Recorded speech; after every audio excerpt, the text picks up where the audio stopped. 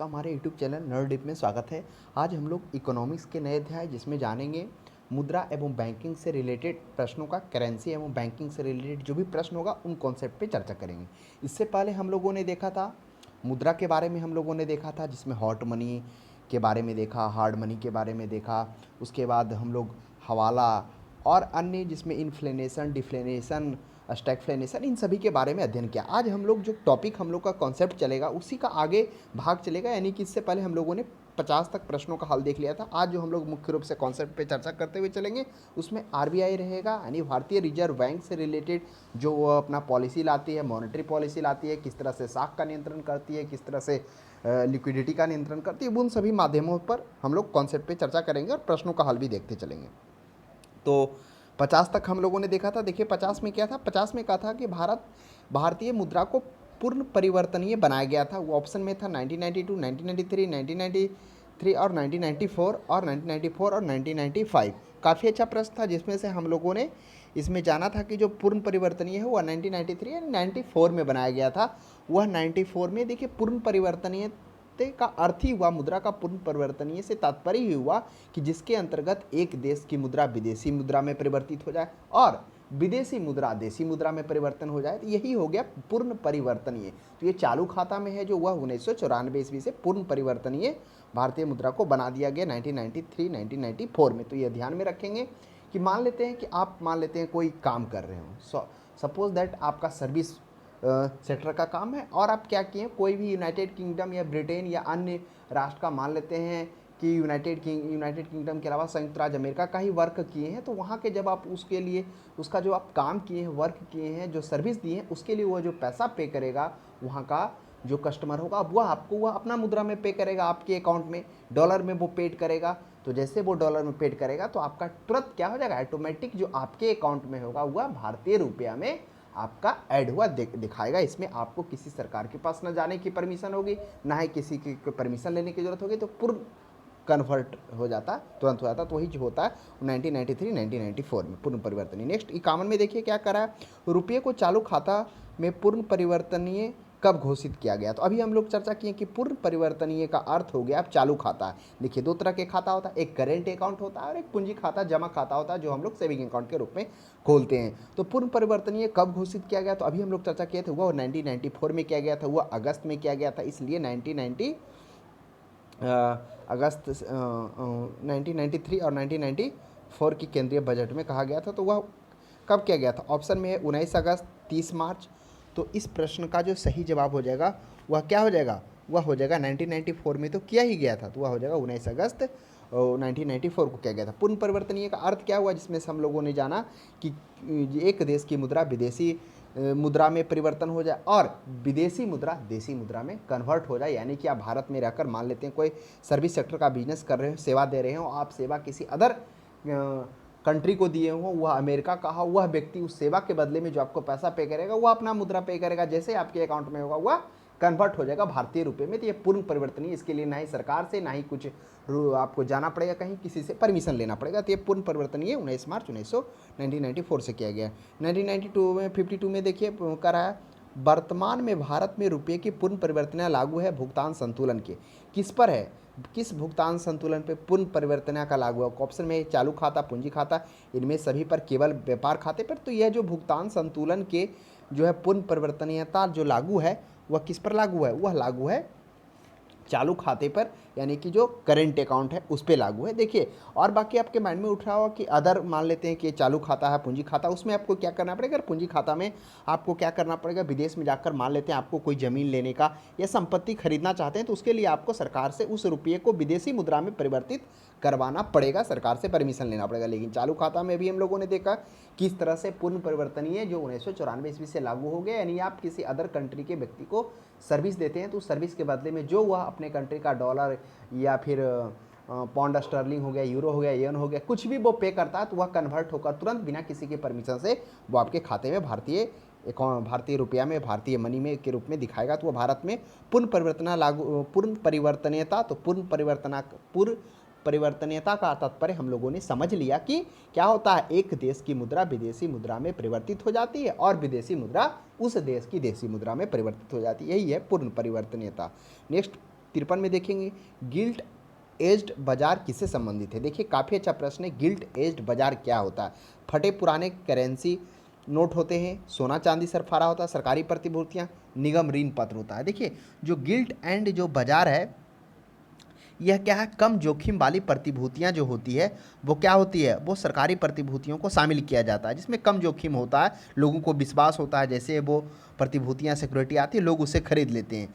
तो माध्यम है वो, और ये जो प्रतिभूतियां होती हैं सरकारी की, ये सरकार के अलावा बैंकों का भी, कंपनियों का भी होती है, जो अति विश्वसनीय कंपनी है जिस पर लोग विश्वास करते हैं आंख बंद करो तो वो सभी निकालती है। तो ये सरकारी और अर्ध सरकारी प्रतिभूतियाँ होती है। तो ये क्या होती है, सरकारी प्रतिभूतियाँ यानी कि गवर्नमेंट सिक्योरिटीज एक तरह से होता है, वो गिल्ट एंड बाजार इसी से संबंधित है।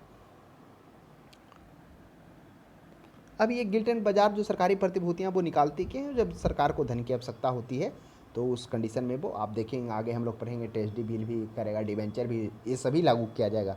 तो वो अलग अलग है। डिवेंचर कोई कंपनी के द्वारा किया जाएगा जब उसको ऋण की आवश्यकता होगी, अपना बिजनेस को बढ़ाने की आवश्यकता होगी, जोखिम मान लेते हैं ऋण को कम करने की आवश्यकता होगी, पूंजी पूंजी को एकत्रित करने की, तो उस परिस्थिति में वो डिवेंचर या अन्य बहुत सारी चीज़ों को निकालेगी जिस पे हम लोग चर्चा करेंगे। 54 में देखिए निम्नलिखित में से कौन सा बैंक भारत का केंद्रीय बैंक है, सेंट्रल बैंक है।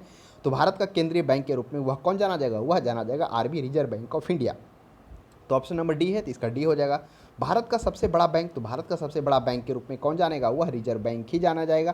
क्योंकि बाकी अन्य की अगर आप चर्चा करेंगे तो एसबीआई है, सेंट्रल बैंक ऑफ इंडिया है, बैंक ऑफ इंडिया, ये सभी राष्ट्रीयकृत बैंक है। अब आपके आगे चर्चा करेंगे कि राष्ट्रीयकृत बैंक क्या होता है, राष्ट्रीयकरण की क्यों आवश्यकता पड़ी, क्योंकि आपको पता हुआ राष्ट्रीयकरण से पहले ये सभी निजी बैंक थी, जो क्या होता था, जिस पर विशेष रूप से पूंजीपतियों का आधिपत्य होने के कारण यह ऋण और वित्तीय सुविधा उन लोगों को दिलवाता था जो क्या है, पूंजीपति हैं। साधारण लोगों को इससे बेनिफिट नहीं मिल पाता था उतना। जैसे जब से राष्ट्रीयकरण हुआ, राष्ट्रीयकरण मतलब उसमें सरकार की जो संपत्ति है 50% से अधिक वो सरकार के अंडर में वो आ जाती है, उस पर जो नियंत्रण होता है 50% से अधिक जो पैसा होता है जो भी होता है, यानी कि जो उसमें होता है हुआ 50% से अधिक वो सरकार का हो जाता है। तो जैसे जब वो राष्ट्रीयकरण हुआ, सरकार के अंडर में आया, तो आम लोगों को, कृषि ऋण, कृषि करने वाले को, इन सभी को क्या हो गया, वह सुविधा, ऋण, पैसा, वित्तीय लेन देन, ये सभी सुविधा मिलना स्टार्ट हुआ। तो भारत का सबसे बड़ा बैंक है वो भारतीय रिजर्व बैंक है।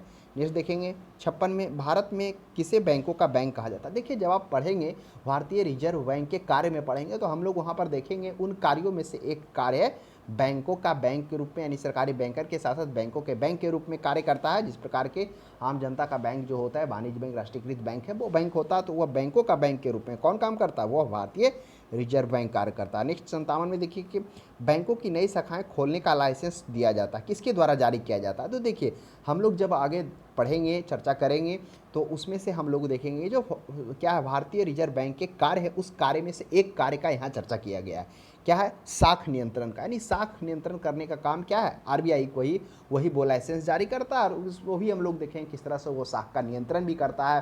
यानी तरलता जब ज़्यादा हो तो शाख को किस तरह से नियंत्रण करेगा, कम ज़्यादा करेगा, तो वो क्या करता है, मॉनेटरी पॉलिसी भी आगे हम लोग देखेंगे, उसी का एक भाग आएगा। तो ये करा लाइसेंस किसके द्वारा, भारतीय क्या है, आरबीआई है, हाँ आरबीआई के द्वारा। तो इस प्रश्न का सही जवाब हो जाएगा 57 का ऑप्शन नंबर क्या हो जाएगा, वो सी हो जाएगा। नेक्स्ट हम लोग आगे बढ़ते हैं, आरबीआई का मुख्यालय कहाँ है, काफ़ी अच्छा प्रश्न है। तो आरबीआई का मुख्यालय दिल्ली, कोलकाता, मुंबई, चेन्नई, तो आशा करते हैं आपको पता ही होगा। तो इस प्रश्न का सही जवाब हो जाएगा, हुआ हो जाएगा मुंबई में आरबीआई का मुख्यालय है।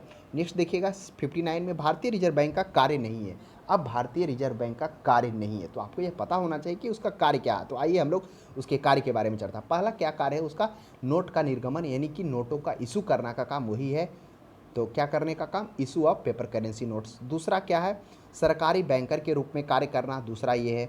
और तीसरा कार्य क्या है, बैंकों का बैंक के रूप में काम करना। चौथा क्या है कि विदेशी विनिमय का नियंत्रण करना। पांचवा क्या है कि साख को नियंत्रण करना। ये सभी कार्य, और उसके बाद अन्य कार्य भी, संकलन और प्रकाशन का।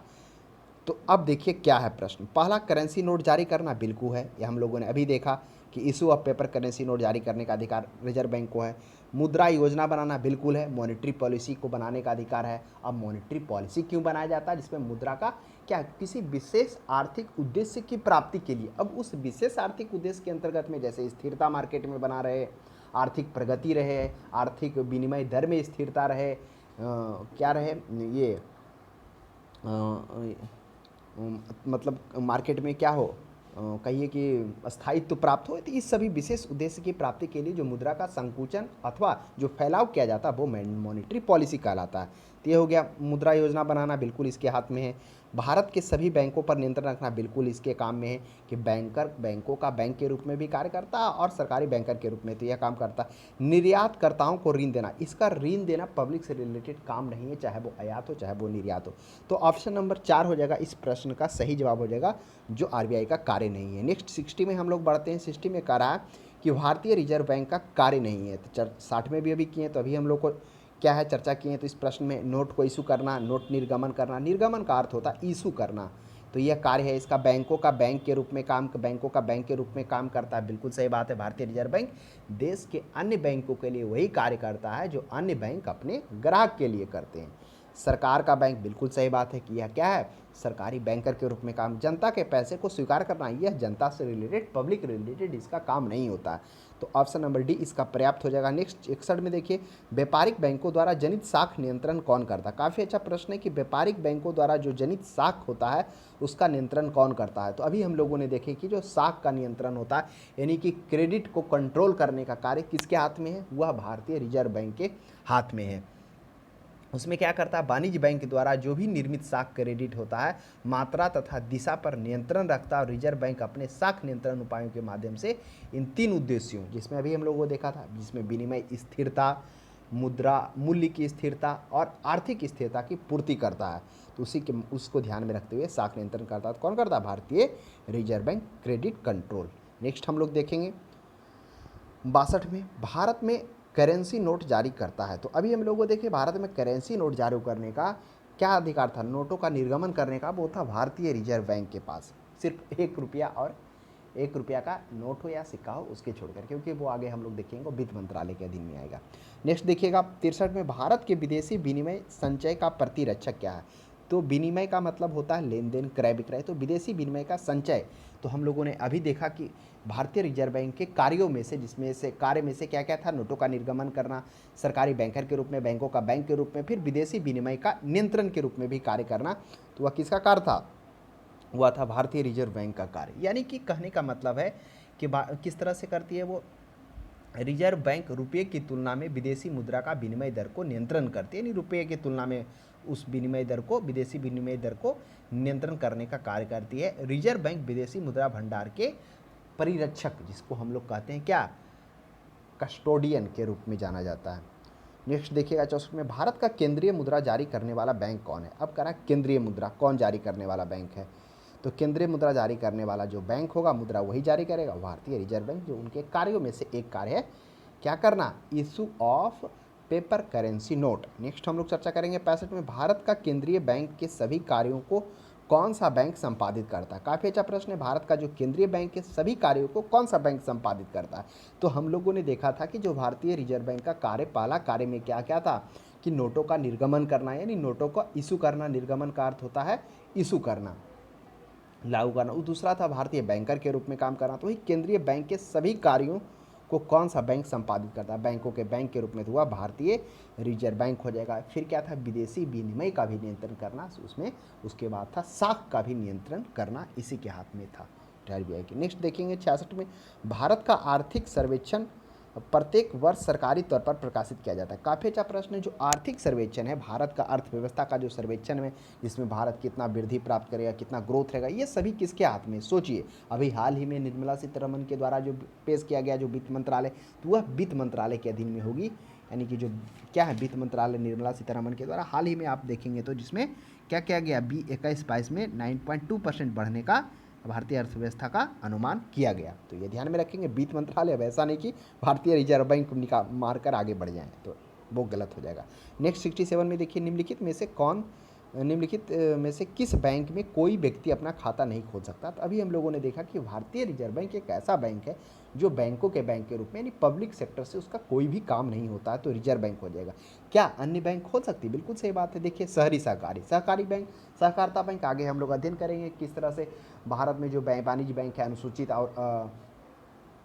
अनुसूचित और गैर अनुसूचित बैंक है। फिर उसी में से एक सहकारिता बैंक पे, सहकारिता में होता है सहकारिता, सहभागिता या सहकारिता का अर्थ होता है मिलजुल कर कार्य करना, यानी कि इसके जो सदस्य, इसके जो विनिमय होता है, इसका स्वामित्व होता है, जो सदस्य होते हैं उसके वही उसके होते हैं। हाँ, इसका जो विनिमय हो गया, उसके बाद जो इसका कंट्रोल हो गया, वो क्या होता है, राज्य सरकार और आरबीआई के अंडर में होता है।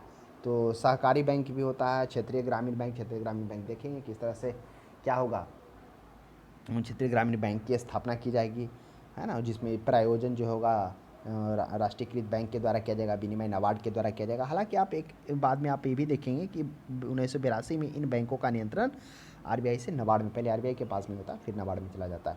वो ग्रामीण बैंक की चर्चा करें। अनुसूचित व्यापारिक बैंक, जिसमें भी हम देखें कि वाणिज्य बैंक मुख्यतः दो पर, अनुसूचित और गैर अनुसूचित। अनुसूचित में क्या होता है कि जो क्या है, आरबीआई का जो अधिनियम 1934 का अधिनियम है उसमें इसको पालन किया जाता है। साथ में इसमें जो आरबीआई होता है यानी सामान्य उद्देश्य के लिए यह आरबीआई से क्या कर सकता हो, लेन देन कर सकता हो। उसके बाद यह जो ग्राहक है उसके अधिकारों के हितों को भी ध्यान में इसमें रखा जाता है, आरबीआई इसको कंट्रोल करता है। लेकिन गैर अनुसूचित में ऐसा नहीं है। उसमें क्या हो जाता है कि 1934 के अधिनियम को तो पालन इसमें नहीं किया जाता। गैर अनुसूचित में 1934 मतलब 1934 के जो दूसरी अनुसूची है, भारतीय रिजर्व बैंक अधिनियम 1934 की दूसरी अनुसूची इसमें शामिल नहीं है। और इसमें क्या हो जाता है कि इसमें जैसे जो कैश रिजर्व रेशियो होता है जो बैंक के पास रखना होता है, यानी कि आरबीआई के पास, वह इसमें इस गैर अनुसूचित वाले बैंक को उसमें रखना इंपॉर्टेंस नहीं होता है। और क्या हो जाता है, इसमें क्या हो जाता है कि आप साधारण लेन देन के लिए यानी सामान्य उद्देश्य की प्राप्ति के लिए आप रिजर्व बैंक से लेन देन नहीं कर सकते। हाँ, असामान्य स्थिति में कर सकते हैं। तो ये अंतर होता है अनुसूचित और गैर अनुसूचित बैंक में। जो कि अनुसूचित बैंक को क्या होता है, जो न्यूनतम आरक्षित अनुपात है वो तो आपको जमा करना ही करना पड़ेगा, क्योंकि उस पैसा का उपयोग ना ही तो आरबीआई करती है, ना ही बैंक करती है, ना ही आरबीआई उसके बदले में कोई ऋण देता है, ना ही उस पर कोई इंटरेस्ट देता है। वो विषम परिस्थिति में सुरक्षा के लिए बैंकों को दिवालिया होने से बचाने के लिए रखा जाता है नगद आरक्षित अनुपात। नेक्स्ट हम लोग चर्चा करेंगे। तो ये था प्रश्न था कि बैंकों में कोई व्यक्ति अपना खाता, रिजर्व बैंक अन्य बैंक था, तो इसलिए हम लोगों ने अन्य बैंक के बारे में भी चर्चा कर ली जो ऑप्शन में था। 68 में देखिए, हुआ भारतीय राज्य जिसका वित्तीय लेन देन भारतीय रिजर्व बैंक के माध्यम से नहीं होता है। कह रहा हुआ भारतीय राज्य जिसका वित्तीय लेन देन भारतीय रिजर्व बैंक के माध्यम से नहीं होता, कौन है। अब देखिए, भारतीय रिजर्व के बैंक के माध्यम तो सिक्किम, गोवा सभी का होता है, लेकिन जम्मू कश्मीर, अब तो हालांकि पहले बात की जाए जब 370 नहीं हटा था तो उस समय की बात की जाए तो भारतीय रिजर्व बैंक जो था वह जम्मू कश्मीर का जो बैंक था वह भारतीय रिजर्व बैंक से लेन देन नहीं करता था। अब प्रश्न उठता है इसका कंट्रोल कैसे होता था। तो बात की जाए जो जम्मू कश्मीर बैंक था वह राज्य के सचिव के पास इसका मतलब ज़्यादा हिस्सेदारी था। राज्य सचिव के पास 55.89% था और बाकी हिस्सेदारी राज्य सरकार के पास में थी कुछ हिस्सेदारी। तो इस प्रकार से इसका कंट्रोल था। उसमें बैंकों को अब वित्तीय मदद राज्य सरकार से ही मिलती थी, वित्तीय मदद तो ये होता था। लेकिन क्या हो गया, आपको पता होगा 31 अक्टूबर 2019 से प्रभावी हो गया, क्योंकि इस जम्मू कश्मीर को केंद्र शासित प्रदेश को हटाकर क्या बना दिया गया, केंद्र शासित प्रदेश बना गया। प्रभावी हुआ अगस्त में, 31 अक्टूबर को प्रभावी हो गया। 31 अक्टूबर 2019 को लद्दाख और कौन बना गया, जम्मू कश्मीर दो केंद्र शासित प्रदेश बना दिया गया। हालांकि लद्दाख में कोई विधानसभा सीट नहीं है, विधायी शक्ति नहीं है, प्रश्न वहाँ से भी कभी कभी दे दिया जाता है, और जम्मू कश्मीर में 90 है। नेक्स्ट चर्चा करेंगे 69 में, भारतीय रिजर्व बैंक की मुद्रा नीति का उद्देश्य नहीं है। अब करा किसका जो है मुद्रा नीति का। अब मुद्रा नीति का अर्थ क्या हुआ, मॉनेटरी पॉलिसी, इसी को हम लोग कहते हैं मुद्रा नीति। अब मुद्रा नीति क्या होता है, तो हम लोगों ने अभी देखा कि विशेष उद्देश्य की प्राप्ति के लिए वह उद्देश्य क्या है, जैसे आर्थिक स्थिरता, उसके बाद विनिमय दर की स्थिरता, उसके बाद क्या है, विनिमय दर की स्थिरता के बाद जो मार्केट में क्या है, रोजगार हो, ये सभी को, आर्थिक विकास दर की बढ़ोतरी, इन सभी को ध्यान में रखते हुए जो अर्थव्यवस्था में मुद्रा की मात्रा का जो संकुचन अथवा फैलाव के प्रबंधन को ही क्या कहते हैं, मॉनेटरी पॉलिसी कहते हैं। तो कुछ नहीं है, सिंपल है, समझ जाएंगे तो आपको परेशानी नहीं होगी, अगर आप रटेंगे तो भूल जाएंगे। तो क्या है मॉनेटरी पॉलिसी, इसमें मुख्य रूप से हम लोगों ने देखा कि विशेष उद्देश्य की प्राप्ति। वह उद्देश्य क्या होता है, तो उद्देश्य वही होगा ना जिसमें क्या हो, आर्थिक बढ़ोतरी दर हो, उसके बाद स्थिरता हो, आर्थिक स्थिरता, विनिमय दर में भी स्थिरता, ये सभी को ध्यान में रखते हुए जो मुद्रा का प्रसार अथवा जो संकुचन किया जाता है वही प्रबंधन करने की प्रक्रिया को मॉनेटरी पॉलिसी कहते हैं। तो आ जाइए, उद्देश्य नहीं, आर्थिक विकास को प्रोत्साहित करना बिल्कुल है, इसमें आर्थिक विकास को भी ध्यान में रखा जाता है कि उसका प्रभाव ना पड़े, वो बना रहे। वांछनीय दिशा में सीधा क्रेडिट, हाँ डिजायरेबल क्रेडिट में होती है चर्चा कि क्या हो, वांछनीय दिशा में क्रेडिट बना रहे। मुद्रास्फीति के दबाव को नियंत्रण, हाँ इसमें यह भी ध्यान में रखा जाता है कि अगर मुद्रास्फीति है, मुद्रास्फीति क्या है, मुद्रास्फीति में हम लोगों ने देखा तो इसमें मुद्रा का मूल्य घट जाता है और वस्तुओं का दाम बढ़ने लगता है, तो उसके दबाव को भी नियंत्रण करने की भी इसमें क्या रहता है, इंक्लूड रहता है, उसमें बात रहता है, शामिल होता है कि उसको क्या किया जाए, बढ़ने नहीं दिया जाए। अगर वो बढ़ेगा तो क्या होगा, अस्थिरता मार्केट में आएगा, अस्थिरता आएगा तो समझिए क्या क्या होगा। तो इन तीनों होता, लेकिन डी में सामाजिक न्याय, इस सामाजिक न्याय इसका सुनिश्चित करना, सोशल रिलेटेड इसमें वर्क नहीं होता। नेक्स्ट 70 में देखिएगा, भारतीय रिजर्व बैंक से संबंधित निम्नलिखित कथनों का अध्ययन कर नीचे दिए गए कूट में सही उत्तर चुनिए। काफ़ी अच्छा प्रश्न है। तो भारतीय रिजर्व बैंक से संबंधित निम्नलिखित कथनों पर है, अब कह रहा है उसका कूट का सही अर्थ चुनिए। क्या यह भारतीय रिजर्व बैंक शीर्ष बैंक है? बिल्कुल हम कह सकते हैं, यह बैंकों का बैंक है, शीर्ष बैंक भी हम कह सकते हैं। मुद्रा आपूर्ति को नियंत्रण करता है, बिल्कुल हम लोगों ने देखा मुद्रा आपूर्ति मॉनेटरी पॉलिसी, उसमें से हम लोगों ने देखा था कि उसके मुद्रा आपूर्ति को भी नियंत्रण करता है, जिसके माध्यम से यह मुद्रा का प्रसार अथवा संकुचन के माध्यम से क्या करता है, इसका नियंत्रण करता है, प्रबंधन करता है, उसी को मॉनेटरी पॉलिसी भी कहते हैं। व्यापारिक घरानों को ऋण प्रदान करता है, व्यापारिक हो चाहे गरीब हो चाहे वो ग्रामीण हो, किसी को यह ऋण नहीं प्रदान करता है। नाबार्ड के कार्यों का निरीक्षण करता है, बिल्कुल सही बात है, जो ग्रामीण क्षेत्रों में उसकी स्थिरता, उसका स्थिरता के साथ साथ में उसके जो सुधार, इन सभी को ध्यान में रखते हुए जो नाबार्ड की स्थापना की, उसका निरीक्षण करने का भी कार्य करता है। तो 1, 2, 4 तो बिल्कुल होगा। अब देखिए कौन सा प्रश्न में, ऑप्शन नंबर डी में है ना, 1, 2, 4 तो डी हो जाएगा इसका। 71 में देखिए कि आरबीआई का लेखा वर्ष की अवधि क्या है। काफ़ी अच्छा प्रश्न है, आइए समझते हैं। देखिए, अगर जिस समय आरबीआई की स्थापना होती है, आरबीआई की स्थापना 1934 अधिनियम के तहत 1935 में होती है, आपको पता होगा ना। पहले वो निजी होता है, इसका शाख का नियंत्रण लगभग 5 से अधिक अंशों में होता है। उसके बाद फिर क्या होता है, केंद्र सरकार अपने अंडर में उसको ले लेती है। केंद्र सरकार कहने का मतलब हो गया, जो सरकार होती है वो क्या करती है, वह अपने अंडर में यानी अंश पूंजी का स्वामित्व गैर सरकारी अधिकांशों के पास था, लेकिन जैसे ही कुछ व्यक्तियों के पास जब केंद्रित होने से रोकने के लिए सरकार उसको क्या करती, 1 जनवरी 1949 ईस्वी को रिजर्व बैंक का राष्ट्रीयकरण कर लेती है। तो ये था, इस तरह से कहानी था पहले। तो अब क्या होता है, शुरुआती में जिस समय क्या होता है, इसकी स्थापना होती है, किसका, भारतीय रिजर्व बैंक का, तो उसका जो प्रारंभ में जो था परिचालन लेखन वर्ष था, वह जनवरी से लेकर दिसंबर में था। फिर क्या होता है, 1940 ईस्वी में रिजर्व बैंक ने अपना जो लेखांकन है वह क्या कर लिया, जुलाई से जून कर लिया, जुलाई से क्या कर लिया, जून कर लिया। फिर क्या हो जाता है, विमल जलान समिति के सिफारिश पर आरबीआई ने अपना लेखांकन वर्ष क्या कर लिया, जुलाई से जून में परिवर्तन कर क्या कर लिया, अप्रैल से मार्च कर लिया। अब फिर क्या हो गया, फिर परिवर्तन कर वही अप्रैल से जून ही हो गया। तो अभी आपको पता होगा 31 अप्रैल तक आईटीआर भरना इंपॉर्टेंट होता है ना। तो आईटीआर ये हो जाएगा जुलाई से जून तक, यानी 30 जून से 1 जुलाई तक। नेक्स्ट देखिए,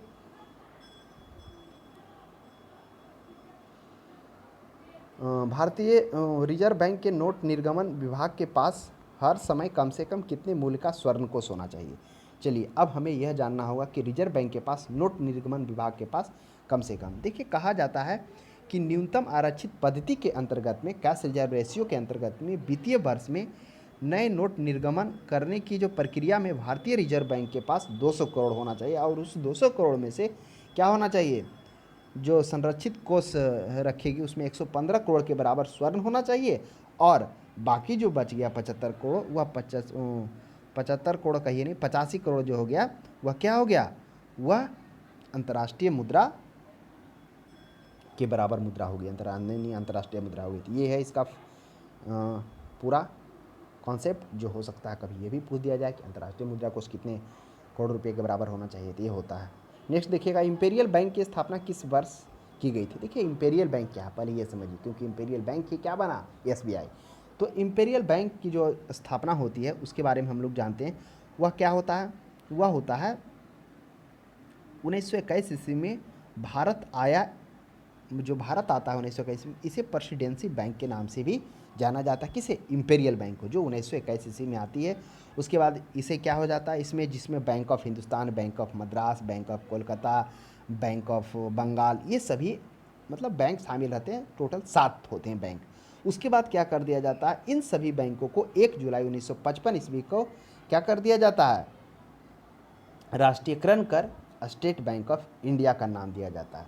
तो इंपीरियल बैंक पूछा तो वह हो जाएगा 1921 में, अगर पूछता भारतीय स्टेट बैंक तो वह हो जाता 1955 में, क्योंकि उन सभी बैंक जिसमें वो शामिल थे, bank of Bengal, bank of Madras, bank of Kolkata, उन सभी का एकीकरण कर दिया गया, राष्ट्रीयकरण कर दिया गया, और एक में मिलाकर उसे क्या कर दिया गया, भारतीय स्टेट बैंक कर दिया गया। नेक्स्ट देखेंगे, 10 रुपये के नोट पर किसके हस्ताक्षर होते हैं। 10 रुपये में कोई इंपॉर्टेंट नहीं है, बिल्कुल बेहिचक मारिए, गवर्नर का, भारतीय रिजर्व बैंक का। लेकिन वही 1 रुपये का नोट पूछता तो वो वित्त मंत्रालय का हो जाएगा, वित्त सचिव में आ जाएगा। 75 में देखते हैं हम लोग, 75 में कह रहा है निम्नलिखित में से एक भारतीय मौद्रिक नीति के बारे में निर्णय लेता है। मॉनेटरी पॉलिसी कौन निर्णय लेता है? अभी हम लोगों ने देखा कि मॉनेटरी पॉलिसी क्या होता है। कोई भी देश का केंद्रीय बैंक या सरकार क्या होता है, विशेष उद्देश्य की प्राप्ति के लिए, विशेष उद्देश्य में क्या हो कि स्थिरता हो, विनिमय दर में स्थिरता हो, और क्या क्या चीज़ में हो, उसके बाद जो आर्थिक विकास दर बढ़ोतरी हो, रोजगार बढ़ोतरी हो, इन सभी को ध्यान में रखते हुए जो अर्थव्यवस्था में मुद्रा का प्रसार अथवा जो संकुचन करने के जो प्रबंधन की प्रक्रिया को ही मॉनेटरी पॉलिसी कहते हैं। तो ये क्या होता है, भारत मौद्रिक नीति के बारे में निर्णय कौन लेता है? भारतीय रिजर्व बैंक लेता है। उसमें से हम लोग देखेंगे किस तरह से वो मुद्रास्फीति के दबाव को भी नियंत्रण में रखती है, डी इन्फ्लेशन को भी, स्टैग्फ्लेशन को भी। तो हम लोगों तो सभी चर्चा कर ही लिए। इन्फ्लेशन क्या होता है, डिफ्लेशन क्या होता है, स्टैग्फ्लेशन क्या होता है। नेक्स्ट देखिए, मध्य प्रदेश में करेंसी प्रिंटिंग प्रेस कहाँ है? यह भी काफ़ी अच्छा प्रश्न है। अब मध्य प्रदेश में, तो मध्य प्रदेश में देवास में है। अब आपके माइंड में प्रश्न उठा होगा, ये जो प्रिंटिंग प्रेस देवास है, यहाँ पे क्या होता है? तो यह जो देवास और एक नासिक जो दो है ना, दोनों तो एमपी में ही है। यह करेंसी नोट जो प्रेस है वह वित्त मंत्रालय के अधीन में आता है। जो करेंसी नोट ये जारी करता है। हाँ, अब टकसाल के बारे में भी हम लोग आगे चर्चा करेंगे। चलिए नीचे आइए। 77 में कह रहा है कि भारत में 20 रुपये एवं उससे उच्च मूल्य वर्ग के नोटों की छपाई किस प्रेस में होती है? कह रहा है 20 रुपये होना चाहिए और उससे ऊपर के नोट। पहला है currency note press Nashik road. अब जो currency note press Nashik road है, इसमें क्या होता है? जो नासिक रोड वाला करेंसी प्रेस है, इसमें से 20 रुपये का नहीं होता, 1 रुपये का होता है, 2 रुपये का होता है, 5 रुपये का होता है, 10 रुपये का होता है, 50 और 100। पहले 50 100 नहीं होता था, लेकिन अब होने लगा था। 1 2 5 10, लेकिन 20 नहीं। तो ये रिमूव हो गया। अब बी में आइए, करेंसी नोट प्रेस देवास, जो देवास में है। अभी हम लोग चर्चा किए कि जो नासिक और देवास वाला है वो क्या है, वो वित्त मंत्रालय के अधीन में आता है। तो देवास वाला करेंसी नोट कौन कौन जारी कर रहा है? देवास वाला जो जारी करेगा 20 रुपये का, 50 रुपये का, 100 रुपये का और 500 रुपये का। तो यह प्रश्न हो जाएगा, क्योंकि 20 रुपये उससे अधिक है तो यह हो जाएगा करेंसी नोट देवास हो जाएगा। चलिए नासिक वाला में जान लिए, वह क्या करता है? 20 रुपये का नहीं, बाकी 1 रुपया, 2 रुपया, 5 रुपया जरूर करता है। 3 रुपया तो होता ही नहीं है, 4 रुपया होता ही नहीं है। तो दिमाग मत लगाइएगा आप लोग कि 4 रुपया कौन करेगा। जो हम लोग मुद्रा होता है, वास्तविकता वही है ना, उसी पे हम लोग देख रहे हैं। अब देखिए सी में, सेक्रेटरी प्रिंटिंग प्रेस हैदराबाद। अब सेक्रेटरी प्रिंटिंग प्रेस जो हैदराबाद है, इसके बारे में अब देखिए थोड़ा सा हम लोग और चर्चा कर लेते हैं कि जो देवास और नासिक, ये तो दो वित्त मंत्रालय के अधीन में का काम करता है, ये करेंसी नोट। और जो है मैसूर वाला और साल्बोनी पश्चिम बंगाल में है। तो ये दोनों जो है वह आरबीआई के अधीन में कार्य करता है करेंसी नोट। तो ये भी ध्यान में रखिएगा। चलिए 78 में आ जाइए। भारतीय करेंसी नोट के पिछले भाग पर कितनी भाषाएं रहती है? बताइए। 12 भाषा रहता, 13 भाषा, 14 भाषा, 15 भाषा। तो इस प्रश्न का सही जवाब हो जाएगा वह टोटल 15 लैंग्वेज होता है उस क्या होता है करेंसी नोट पर। चलिए नेक्स्ट हम लोग चर्चा 79 में करते हैं। 79 में कह रहा भारत में नोट जारी करने की कौन सी प्रणाली अपनाई जाती है? मतलब भारत में जो नोट जारी किया जाता है वह क्या प्रणाली अपनाया जाता है? अधिकतम प्रत्ययी प्रणाली, न्यूनतम आरक्षी प्रणाली, अनुपातिक प्रत्ययी प्रणाली, नित्य प्रत्ययी प्रणाली। तो होता है न्यूनतम आरक्षी प्रणाली, क्या हो जाता है? मिनिमम रिजर्व रेशियो होता है, यही अपनाया जाता है। मिनिमम रिजर्व सिस्टम के आधार पर इसमें अपनाया जाता है न्यूनतम आरक्षित प्रणाली। आपको यह पता होना चाहिए कि 1934 के अनुसार जो वित्तीय वर्ष हो, एक वित्तीय वर्ष में 10,000 करोड़ से अधिक नोट जारी नहीं कर सकता है। तो यह ध्यान में रखिएगा। न्यूनतम निधि पद्धति के द्वारा क्या किया जाता है? भारत में करेंसी नोट जारी किया जाता है। 80 में देखिए, निम्नलिखित में से कौन भारतीय मुद्रा व्यापार का अंग नहीं है? यानी कि जो भारतीय मुद्रा के व्यापार में अंग नहीं है, चाहे वो कस्टमर को देता है चाहे बैंक को देता है। ऑप्शन ए आईडीबीआई, बिल्कुल ये देता है। आपको पता होना चाहिए इस आईडीबीआई के बारे में कि आईडीबीआई की जो स्थापना है वह कब किया गया था। आईडीबीआई का स्थापना मेरे अनुसार 1995 में। तो ये याद है कि 1995 में आईडीबीआई को निजी बैंक के रूप में स्थापित किया गया था। इसकी स्थापना 1964 में किया गया। 1995 में निजी बैंक के रूप में किया गया। फिर 2004 में इसे अनुसूचित बैंक के, यानी कि आरबीआई का अधिनियम 1934 के अंतर्गत इसको क्या कर दिया गया? अनुसूचित बैंक के रूप में बना दिया गया था। ये भी मुद्रा का करता है, व्यापार मुद्रा का। आईसीआईसी बैंक भी करेगा। अब बच गया यूटीआई और आरबीआई। चलिए काफ़ी अच्छा प्रश्न है। तो आरबीआई तो करता ही बैंक के रूप में करता है, जरूर करता है, लेकिन यूटीआई है जो मुद्रा व्यापार नहीं करता। अब ये किसका व्यापार करता है? यूटीआई का मतलब हो गया, क्या हो गया? Union trust of India. ये हुआ ना, यूनियन नहीं, यूनिट ट्रस्ट ऑफ इंडिया है ना। ये क्या है? म्यूचुअल फंड है। अब म्यूचुअल फंड क्या है? अब म्यूचुअल फंड आपको पता होना चाहिए जिसमें निवेशकों जो निवेश करते हैं उसको इच्छा अनुसार क्या है, यानी कि मतलब निवेशक इसको मतलब ये क्या कहें, म्यूचुअल फंड वो होता है एक तरह से मीडिएटर होता है, वो क्या करता है कि इच्छा अनुसार अच्छे उपलब्ध अवसरों में वह क्या करता है, निवेशकों के पैसे को लगाता है। और म्यूचुअल फंड हम लोग बोलते हैं कि म्यूचुअल फंड में पैसा निवेश करते हैं, यानी कि वह जो भी होता है अच्छे उपलब्ध अवसरों में पैसा लगाता है ताकि उसे रिटर्न मिलने का चांस रहता ही रहता है, तो वही होता है म्यूचुअल फंड। तो आप जान लीजिए एक ऐसा वित्तीय व्यवस्था है जिसमें आम जनता के जो निवेश योग्य धन होता है उसको, उस धन को क्या करता है, उनकी इच्छा के आधार पर ही अच्छे उपलब्ध अवसरों में लगाता है जिससे रिटर्न की चांस हो, तो वही होता है शेयर में। तो ये हो गया। तो यूटीआई क्या है, म्यूचुअल फंड है, unit trust of India mutual fund है जिसकी स्थापना अमेरिका की US 64 योजना पर आधारित है, जो वर्ष 1987 में क्या कर की थी, वह खुला कोष योजना के अतिरिक्त मास्टर शेयर नामक बंद कोष योजना का भी संचालन किया था। ये तो थोड़ा डीप हो गया क्या था, तो हम लोगों ने समझ लिया कि यूटीआई क्या है।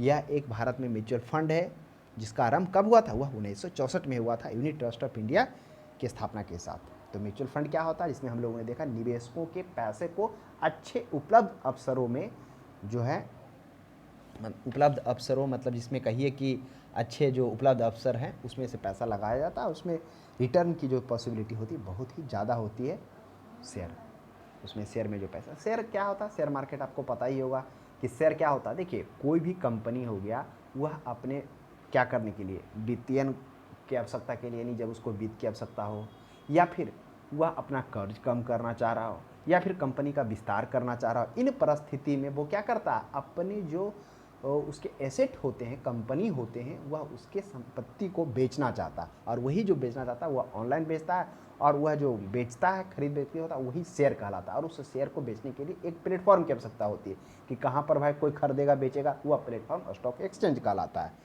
तो ये प्लेटफॉर्म होता है जिसमें आप देखेंगे कि शेयर खरीदेंगे बेचेंगे इस प्रकार से। तो यही होता है शेयर मार्केट, स्टॉक एक्सचेंज।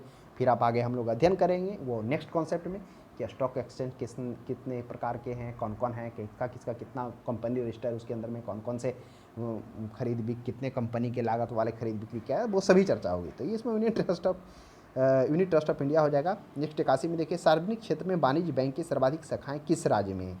तो सार्वजनिक क्षेत्र की जो वाणिज्य बैंकों की सर्वाधिक शाखाएं हैं वह उत्तर प्रदेश में होगा। उत्तर प्रदेश जनसंख्या भी अधिक है, लगभग सबसे ज़्यादा जनसंख्या यही है 19 करोड़ के आसपास में। नेक्स्ट हम लोग देखते हैं राष्ट्रीयकरण के पहले भारतीय स्टेट बैंक का नाम क्या था। यह भी काफ़ी अच्छा प्रश्न है।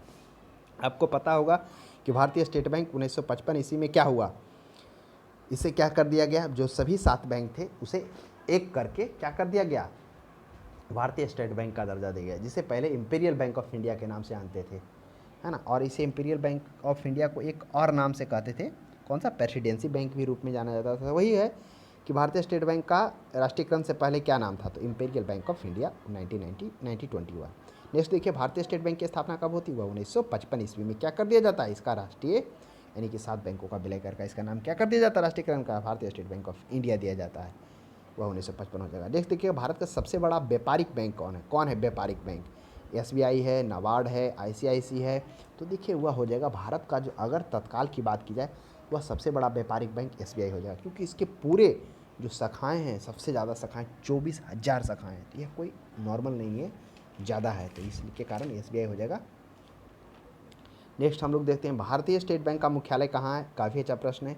अब भारतीय स्टेट बैंक के मुख्यालय की बात की जाए तो जहाँ RBI का था वहीं भारतीय स्टेट बैंक का, क्योंकि RBI का भी मुंबई था। अब देखिए with you all the way किस बैंक का, ये विज्ञापन पंक्ति कुछ है, तो with you all the way हमेशा साथ में है, वो भारतीय स्टेट बैंक का है। चमकता हुआ सितारा ये बैंक ऑफ इंडिया का है, देखेंगे तो इसमें ऐसा स्टार रहेगा, ऐसे मून रहेगा, चमकता हुआ सितारा। नेक्स्ट देखिएगा पड़ोसी देश अफगानिस्तान में अपनी शाखा खोलने वाला भारत का प्रथम राष्ट्रीयकृत बैंक कौन है। देखिए राष्ट्रीयकृत बैंक क्या है, अभी हम लोगों ने देखा कि राष्ट्रीयकृत बैंक क्यों हुआ, क्यों आवश्यकता पड़ी, क्या था, पहले जो था यही बैंक जो था, जैसे हम लोगों ने देखा कि 1969 ईस्वी में 14 बैंकों का राष्ट्रीयकरण किया गया। राष्ट्रीयकरण करने से पहले इसका स्वामित्व निजी पूंजीपतियों के हाथ में था, जिसके कारण वह सिर्फ जो वित्तीय है और ऋण की जो लेन देन है वह उसी उन्हीं लोगों को, वित्तीय जो वित्तीय पूंजीपति लोग हैं उन्हीं लोग को यह क्या कर पाता था, दे पाता था। और क्या होता था, राष्ट्रीयकरण होने से फिर क्या हो गया, जो आम जनता हैं, कृषक हैं, कृषि हैं, वो उनको लेन देन, विनिमय, ऋण, ये सभी क्या हो गया, सुविधा हुआ। तो वह हो जाएगा पाकिस्तान में, वह हो जाएगा खोलने वाला पंजाब नेशनल बैंक। बाकी सभी राष्ट्रीयकृत ही बैंक है, ऐसा बात नहीं है।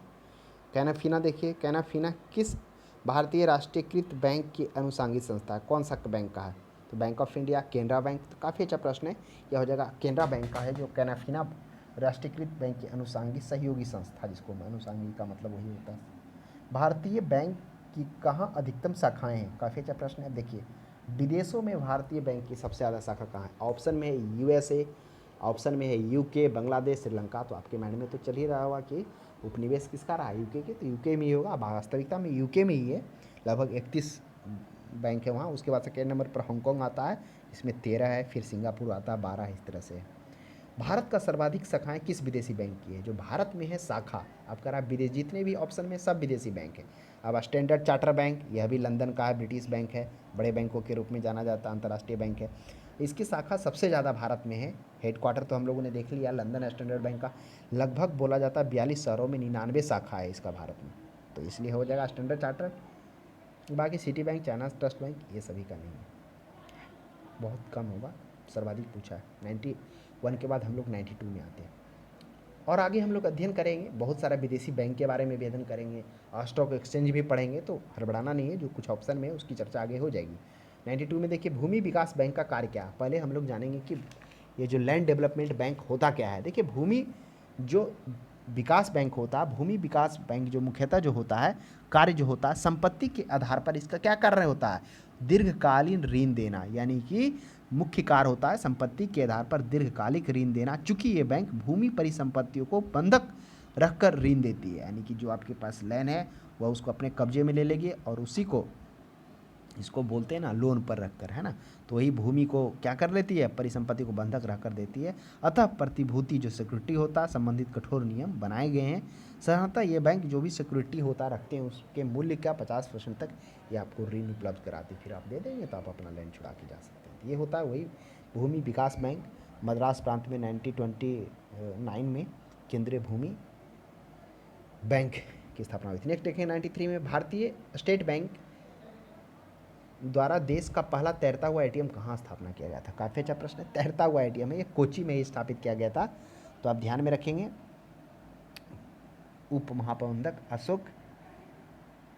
अशोक के किनी है, तो आप ध्यान में रखिए। केरल का एक झंकार है ना, नौका पर केरल में स्थित भारतीय स्टेट बैंक का तैरता हुआ एटीएम स्थापित किया गया। 94 में देखिए, ग्रामीण विकास के लिए ऋण प्रदान करने वाला नाबार्ड है एक, जो ग्रामीण विकास के लिए ऋण प्रदान करता है नाबार्ड, वो क्या है? एक बोर्ड है, बैंक है, खंड है, विभाग है।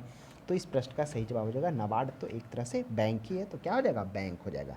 अब प्रश्न उठता है कि नाबार्ड किन क्षेत्रों में पैसा देती है?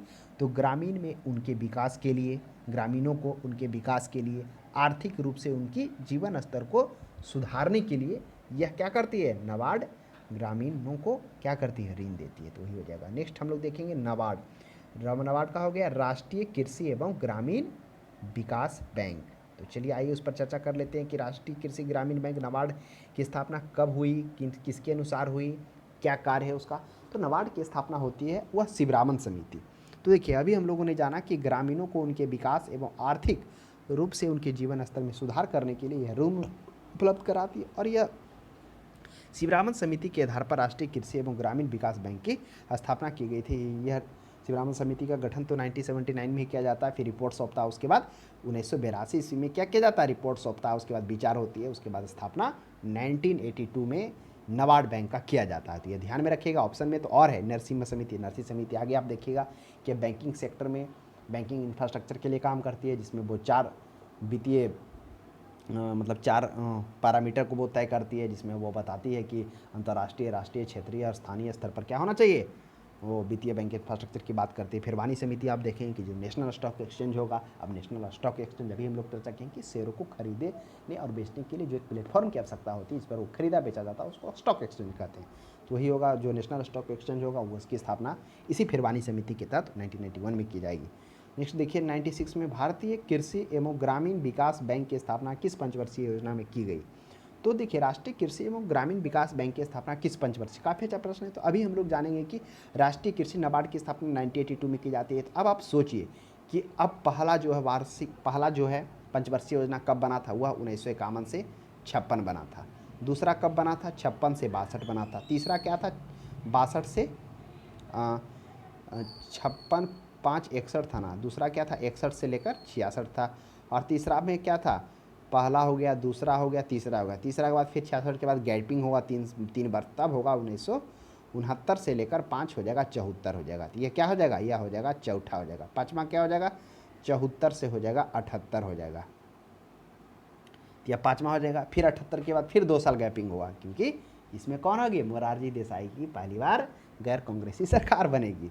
फिर वो जो पूरा क्या हो जाता, बहुत सारे पार्टियों के सहयोग से बनता है ना, जिसमें कांग्रेस को मात्र इसमें लगता है 100 समथिंग वोट आती है, 100 या शायद 200 के आसपास में ही रहता है। तो वो अलग कहानी है। फिर 1980 से लेकर 85, 80 से लेकर 85 तक चलेगी। तो वही आप देखिएगा, राष्ट्रीय ग्रामीण विकास बैंक की स्थापना क्या हो जाती है? चौथा तो इधर हो गया, पाँचवा इधर हो गया, अब 80 से 85, अब 85 इधर हो गया। 85 से लेके 90 तक क्या होगा? छठी पंचवर्षीय योजना, यानी कि छठी पंचवर्षीय योजना में क्या होगा? ग्रामीण विकास बैंक नाबार्ड की स्थापना होगी। नेक्स्ट देखिएगा, राष्ट्रीय आवास बैंक किसका नियंत्रण उपक्रम है? National housing bank. National housing bank करा किसका नियंत्रित उपक्रम है?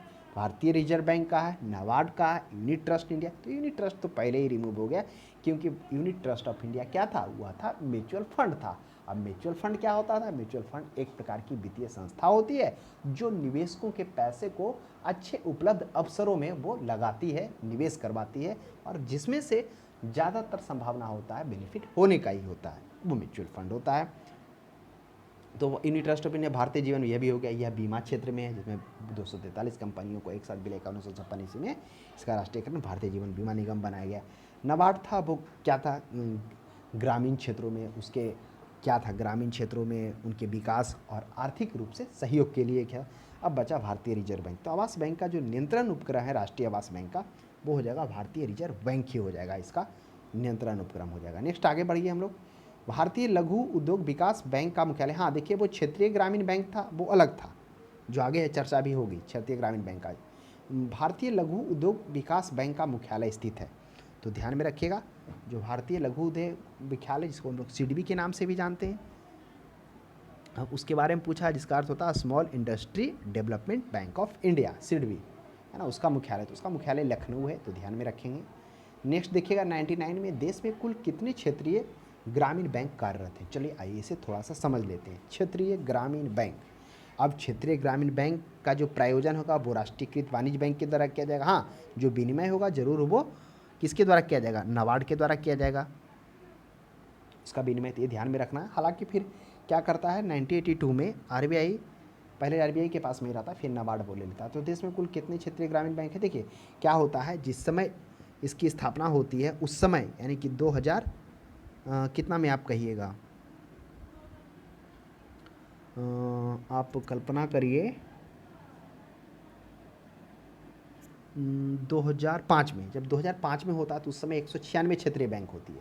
अब क्या हो जाता है, क्षेत्रीय बैंक धीरे धीरे क्या हो जाता है, फिर उसके बाद इस क्षेत्रीय बैंक को, इसके वित्तीयन को मजबूत करने के लिए, सुदृढ़ करने के लिए इसका क्या कहता है, समावेश किया जाता है। बहुत सारे बैंकों को इसमें विलय कर दिया जाता है, और जैसे ये विलय होगा तो उसके बाद विलय होकर कितना हो जाता है, उसके बाद हो जाता है 56 हो जाता है। उसके बाद फिर अभी अगर हाल में लेटेस्ट देखेंगे 2022 में, तो वह 38 हो गया। तो 38 तो ऑप्शन में नहीं, इसलिए 56 ही होगा। तो 2022 में क्या हो गया, उस क्षेत्रीय बैंक को और सुदृढ़ और मजबूत करने के लिए और सारे जो बैंक हैं उसको एक कर क्या कर दिया गया, 38 हो गया। तो ये प्रश्न का इसमें 38 नहीं है, तो इसलिए देश में कुल कितने अभी क्षेत्रीय ग्रामीण बैंक है, वह 56 हो जाएगा 2018 के अनुसार। 2018 में इतना था। एक देखिएगा, 100 में भारत के किस राज्य में कोई क्षेत्रीय ग्रामीण बैंक नहीं है? काफ़ी अच्छा प्रश्न है। क्षेत्रीय ग्रामीण बैंक के बारे में अभी हम लोग थोड़ा चर्चा किए थे। क्या चर्चा किए थे कि जो इसका प्रायोजन है वह राष्ट्रीयकृत वाणिज्य बैंकों के द्वारा किया जाता है। राष्ट्रीयकृत मतलब वही हो गया, और जो राष्ट्रीयकृत है, राष्ट्रीयकरण बैंक है, जो 14 हुआ, फिर बाद में 6 हुआ टोटल, तो अभी 21 से फिर आपको आप पता हुआ 4 का फिर और विलय कर दिया गया, तो 12 इस तरह से।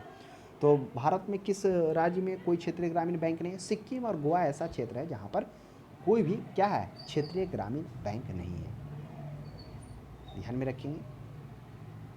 तो अभी कुल क्षेत्रीय ग्रामीण बैंक कितने हैं टोटल, विलय कर कितना हो गया 2022 के अनुसार 38 हो गया। 101 में देख लीजिए, क्षेत्रीय ग्रामीण बैंक किसके द्वारा प्रायोजित होती है? देखिए प्रायोजित होती है, प्रायोजित का अर्थ ही होता है किसी उद्देश्य से आयोजित किया जाता है। तो तो जो प्रायोजित होती है वह राष्ट्रीयकृत वाणिज्य बैंक के द्वारा, जो विनिमय होती है वो नाबार्ड के द्वारा होती है, ध्यान में रखेंगे। और एक और प्रश्न, अच्छा प्रश्न बनता है कि क्षेत्रीय जो ग्रामीण बैंक के स्थापित नहीं किया गया था, केलकर समिति की सिफारिश को ध्यान में रखते हुए कब से कोई नया क्षेत्रीय ग्रामीण बैंक नहीं। देखिए केलकर समिति आता है, केलकर समिति 1988 ईस्वी में आता है, उसके बाद वो सिफारिश करता है कि क्षेत्रीय ग्रामीण बैंक का स्थापना नहीं होना चाहिए।